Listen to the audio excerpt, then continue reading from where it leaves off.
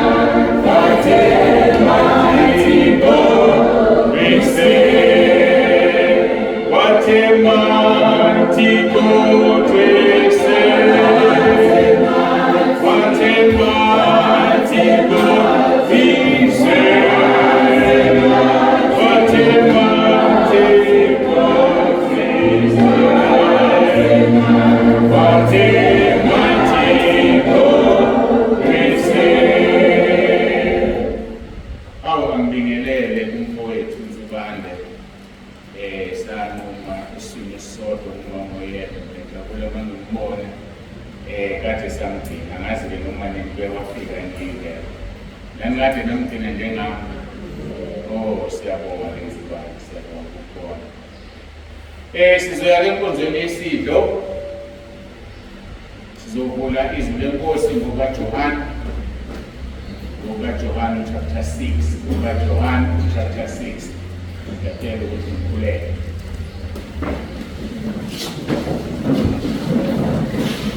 Baba, egameni lomphelo wethu uJesu ophilayo, uNkulunkulu wethu nomusa, siyazithoba phambi kobuso bakho singena kwinkonzo yesidlo eyenziwa nguwena Nkosi usesemhlabeni.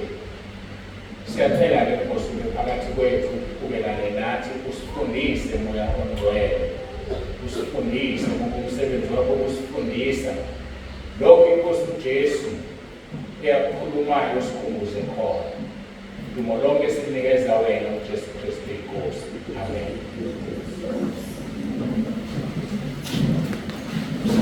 Sizoqala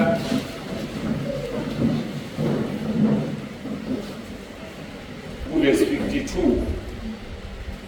Verse 52. John chapter 6. Base bephikisana bodwa abaJuda bethi lo angasinika kanjani inyama yakhe siyidle na?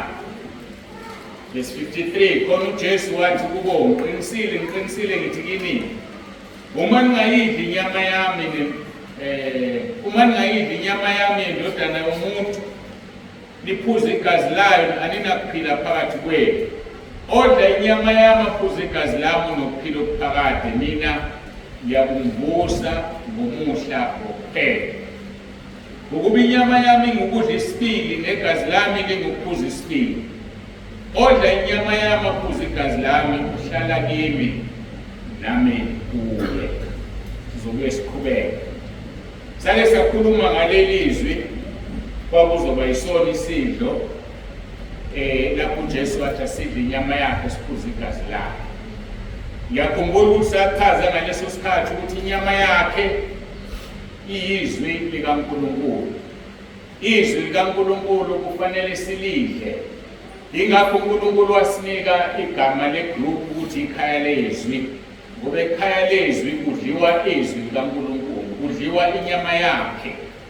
Uthi kuJesu, uma singayidli inyama yendodana yomuntu siphuze igazi layo, asinakho ukuphila phakathi kwethu.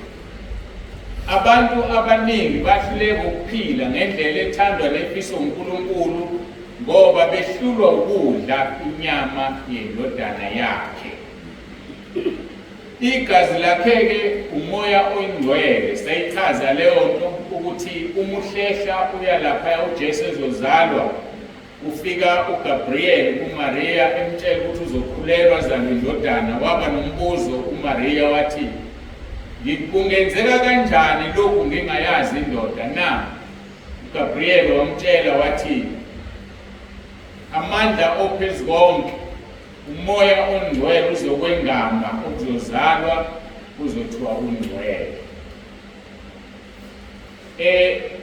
ngayichaza futhi ukuthi igazi eligijima emzimbeni wakho igazi likaBaba wakho, ngoba uNkulunkulu uyidalile lento ngendlela yakhe ukuthi ubaba amdlulise umntwana ambeke kumama, bese igazi lalowo mntwana liba ngelikaBaba, bese-ke umzimba umntwana uwuthola kumama. Yikho isikhathi esiningi iy'ngane eziningi zifana nabazali nomama bazo rather than ubaba, bese kuba nama-features athize-ke abakhona akhombisa ukuthi nobaba ukhona. Kodwa isikhathi esiningi abantu bafuze omama babo ngokumzimba siwuthatha omama. Ngakho-ke igazi lenkosi uJesu, umoya ongcwele, ngoba umoya ongcwele owengama uMariya, inkosi uJesu yayisiyahlala kuMariya. So-ke uma uJesu ethi uma ungayidli inyama yendodana yomuntu uphuze igazi layo awunakuphila phakathi kwakho, ngoba esho ukuthi uma ungenayo umoya ongcwele ungalifundi izwi likaNkulunkulu awunakho ukuphila, ngoba izwi likaNkulunkulu lingukuphila, igazi lingumoya ongcwele. Uthi-ke uvesi 54, odla inyama yami aphuze igazi lami kunokuphila okuphakade, mina ngiyakumvusa ngomhla wokuphela. Ngosuku lokugcina, ngomhla wokuphela kuyovuswa noma ubani, kodwa kuyovuswa kuphela labo abadlile inyama kaJesu, labo abaphuzile igazi lakhe. uJesu-ke uma ufunda kwabaseKorinte bokuqala chapter 11 verse 23, uPawulu mayibhala ethi ngakwamukela enkosini lokho engikunika khona, sifunda ukuthi uJesu njalo uma sidla isidlo senkosi simemezela ukufa kwakhe aze abuye.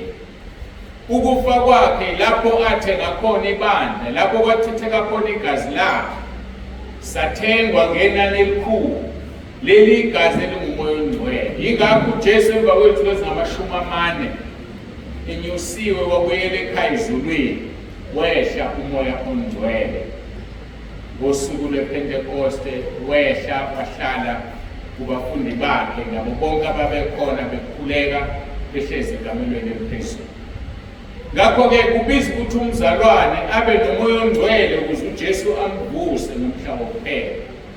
Umoya ongcwele akahlali uma wena ungalifundi izwi. Ngeke ukwazi ukufunda izwi ungazihlambululile, ungazivumile izono zakho, ngoba lihlangana izwi nomuntu ongazivumile izono. Izwi phela inkosi uJesu. Kodwa-ke namhlanje sothi ukuqhubeka-ke bendlula la ngoba sake siyashumayela ngala mavesi. Verse 57, njengalokhu ubaba ophilayo ungithumile, nami ngiphila ngoBaba, lowo ongidlayo naye uyaphila ngami. Okungukuthi uJesu uma ethi uphila ngoBaba, yingoba naye wayedla uyise esaphila emhlabeni. Yingakho etshela ukuthi nathi masidle inyama yakhe ukuze siphile, ngoba naye udle inyama kayise, udle uphuze igazi likayise elingumoya ongcwele, angene ngalo engena kumama uMariya. Uthi-ke njengalokhu ubaba ophilayo engithumile, nami ngiphila ngoBaba, lowo ongidlayo naye uyaphila ngami. Ngakho-ke abantu abathunyiwe inkosi uJesu kufanele baphile ngaye. Kuyadabukisa-ke ngoba emhlabeni baningi abefundisi, kodwa bona bonke abathunyiwe noma abaphila ngoJesu. Baningi abefundisi, yena ethunyiwe uyise uthi uphile ngoyise. Nathi kufanele siphile ngaye ngokusithumile. Ukuthuma-ke njengoba sengiqale ngathi abefundisi, akuthunyiwe abefundisi kuphela. Wonke umuntu okholwayo uthunyiwe. Wonke umuntu okholwayo une-responsibility ne-accountability efanayo nekamfundisi, ngoba kufanele kusindiswe abantu ngenkambo yakho. Uma abantu bengasindiswa ngenkambo yakho usenkingeni ngosuku lokugcina, ngoba ngeke uJesu avuse. Lokho kuvuka ikhona lokho okuyokwenza ukuthi sihlale naye iminyaka e-1000 siphila emhlabeni athi kungukuvuka kokuqala. kodwa ngaphandle kaMoya oNgcwele ngeke uvuke. Ngaphandle kokudla inyama yakhe eyizwi likaNkulunkulu ngeke uvuke, ngoba awukwazi ukuphila izimiso zikaNkulunkulu ungakwazi ukudla inyama yakhe. Njengalokhu ubaba ophilayo ungithumile, nami ngiphila ngobaba, lo ongidlayo naye uyaphila nami. Verse 58, lesi siyisinkwa esehle ezulwini, kungenjengalokho okhokho benu badla imana bafa, osidlayo lesinkwa uyokuphila phakade. Siyakhumbula abantwana bakwa-Israyeli behamba ehlane badla imana, kodwa bagcina benjani? Befile. Kwakuyisinkwa esehle ezulwini naso, kodwa kungesona esokuphila. Inkosi uJesu yena yedwa oyisinkwa sokuphila, odla inyama yakhe aphuze igazi lakhe yokuphila ingunaphakade. Iyasidida-ke leyo nto yokuphila ingunaphakade, ngoba akusho ukuthi ophila ezonweni ngeke ayiphile ingunaphakade, kodwa ingunaphakade kushiwo enye into. Ukuphila ingunaphakade ukuphila ujabula, uthokoza. Siyazi la emhlabeni umuntu ohluphekayo, ehlushwa abantu abathize, noma ehlushwa emndenini wakhe, noma ehlushwa emzini wakhe, mhlawumbe uhlushwa inkosikazi noma uhlushwa indoda, kuze kufike la ifisa khona ukufa, ngoba ubone ngathi kungcono ukufa kunokuphila. Ngakho-ke sonke sizophila ingunaphakade, kodwa ukuphila usesikhogweni akubizwa ngokuphila ingunaphakade, ngoba esikhogweni uzosha ingunaphakade kodwa uzobe ungathandi, ungajabulile. Ukuphila ingunaphakade ukuphila la uzokujabula khona, ukhonza uNkulunkulu, ubuhle kumnandi ezisula inyembezi zakho zasemhlabeni. So-ke kuhlukana lapho, uma ufa uya esikhogweni uzosha ingunaphakade, impethu yakhona yifi, umlilo wakhona ucishi, nengoma yakhona umaye iculwa every day, every hour, every minute and every year. Iyaqulwa, bayakhala namanje basakhala. Kodwa kuyoba buhlungu kuwe ubushe esikhogweni usulazi iqiniso, ngoba ungafunanga ukulilalela, ungafunanga ukwenza intando kaNkulunkulu, ukudle inyama yakhe. Uthi verse 58, lesi siyisinkwa esehle ezulwini, kungenjengalokho okhokho benu badla imana bafa, osidlayo lesinkwa uyakuphila phakade. Lokho wakukhuluma esinagogeni efundisa eKhaphenawume. Ngakho-ke abaningi abafundi bakhe bakuzwa lokho, bathi lilikhuni lelizwi, ngubani ongalizwa na? Lilikhuni lelizwi ngoba babesenyameni, noma babengekho enyameni bonke, kodwa babesenyameni. Kuthiwa babengaphezulu kwama-70 abafundi bakaJesu ababekhona bezwa lelizwi. Verse 61, kepha uJesu azi phakathi kwakho ukuthi abafundi bakhe bayakhonona ngalokho, wathi, lokhu kuyanithunula na? Pho uma nibona indodana yomuntu yenyukela lapho ekhona kuqala, niyakuthini na? Uma bethunulwa ukuthi manidla inyama yendodana yomuntu niphuze igazi layo, uthi uJesu nothunula nocasuka kanjani-ke, noma nothukuthela kangakanani senibona indodana kaNkulunkulu ibuyela lapho ivela khona na? Ngoba kubantu abanomona kubangamnandi ukubuyela kaJesu ekhaya. Kubantu abanomona akuzukuba mnandi ukuthi bayavuka basekhaya ekuseni bayakufonela bakutholi, sithi hawu kanti wayeqinisile ubani, usehlithiwe usezulwini. Ngeke kube mnandi, bayoba nomona. Kube ngamlalela udadewethu, kube ngamlalela umfowethu eShumayela, kube ngayilalela ingane yami engitshela, kube ngamlalela umzali wami engitshela ngokukholwa.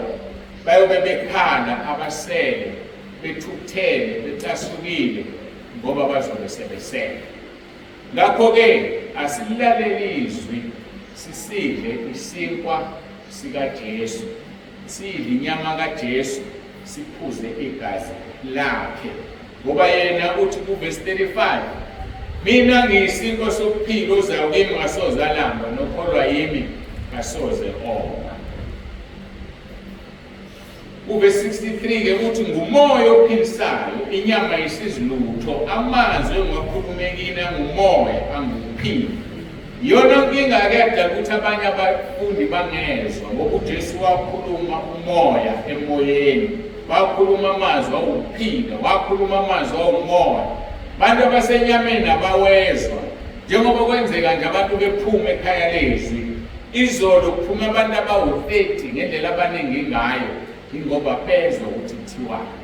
Yazi ukuthi abezwa kuduma impoti yabo ngoba basibona basekhaya ezulwini, kodwa basekhaya ezulwini bayezwa ukuthi kuthiwani, bahlezi. Kwangathi uNkulunkulu angasisiza nathi esingezwa sivuleke indlebe zikamoya sizwe, ngoba masidina ngokungezwa sizophuma.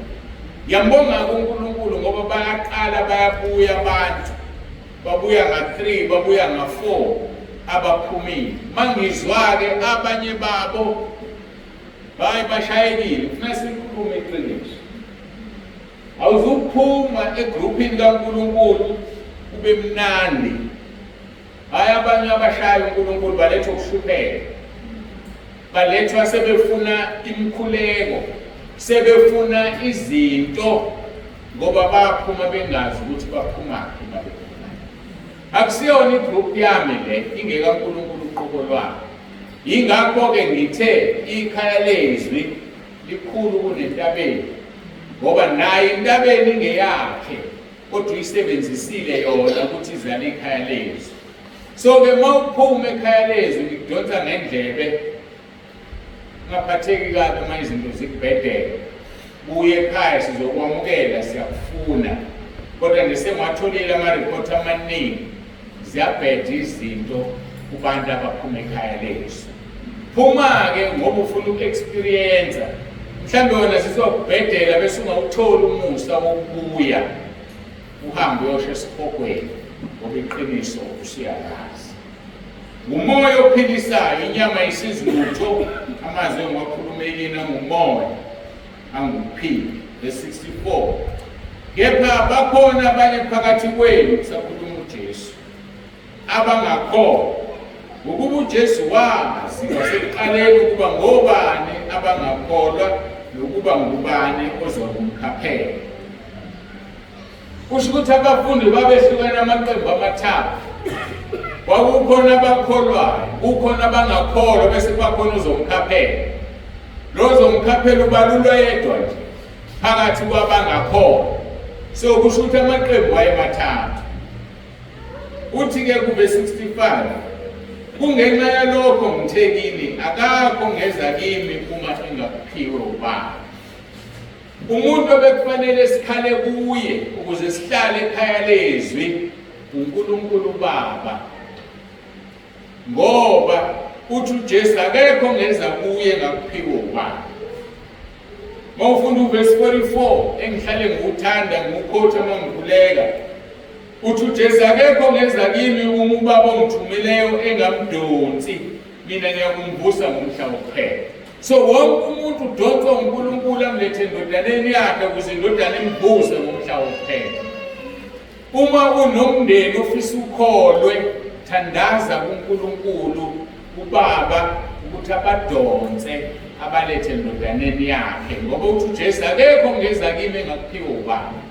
Hayi singathanda impela ukuya kuJesu, kodwa uBaba mayingakunikanga ngeke uye. So kusho ukuthi ukhiye wokuya kuJesu Baba. Iyamangalisa lento, ngoba ukhiye wokuya kuBaba uJesu. Uthi indlela neqiniso nokuphila akekho ozwakise ngaphandle kwakhe.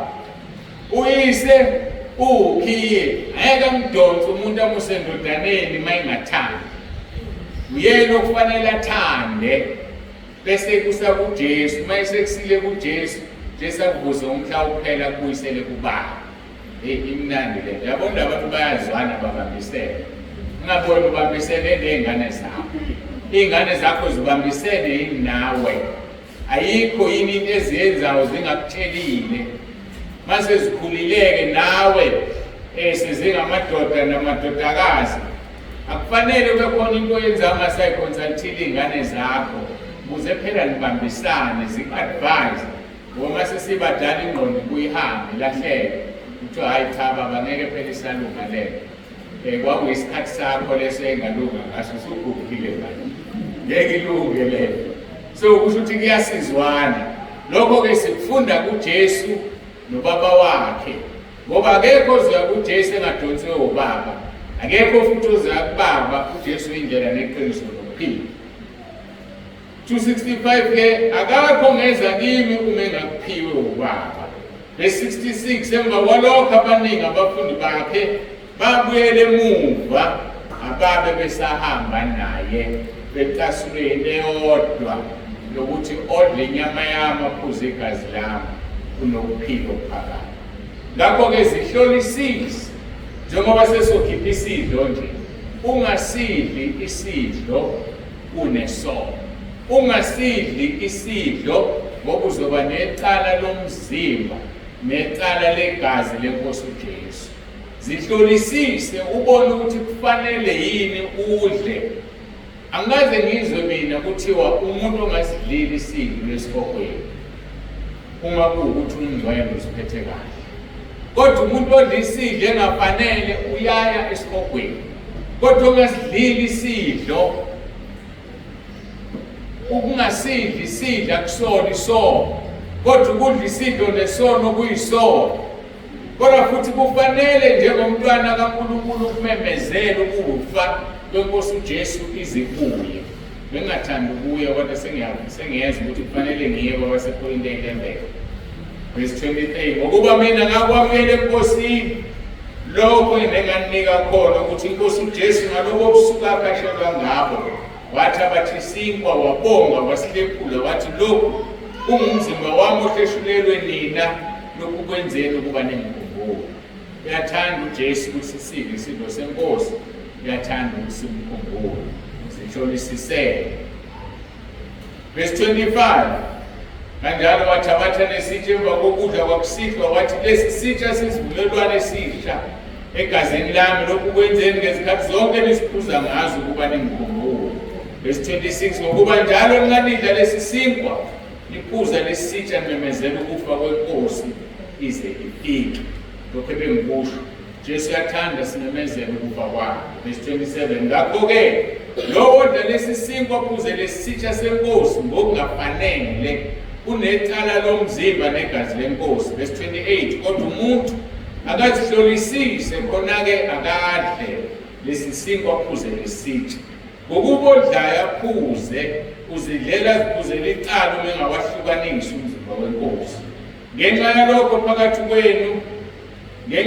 baningi phakathi kwenu ababuthakathaka nabagulayo nabaningana abalele. Kepha uma besizahlulela thina besinayo ukwahlulelwa, kepha nxa siyahlulelwa siyayalwa inkosi ukuze singalahlwa kanye nezwe. Ngakho-ke bazalwane bami nganibuthana ukuba nidle anolindana. Angisezusho lutho la, bengidlula nje, ngiyacela sikhuleke singene isidlo senkosi.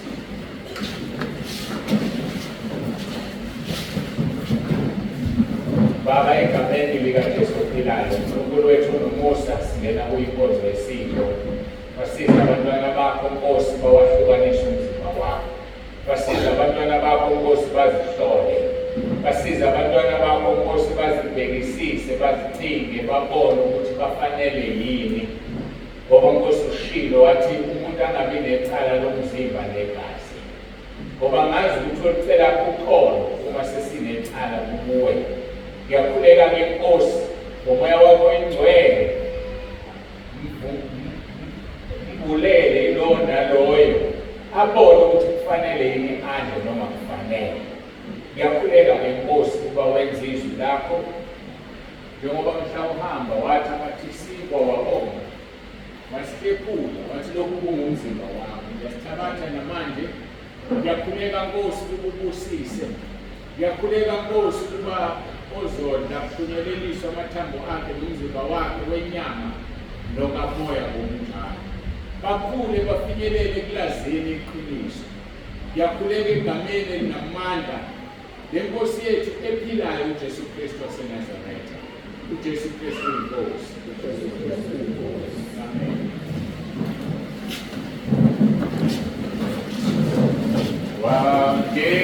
Wakilisi tanda lake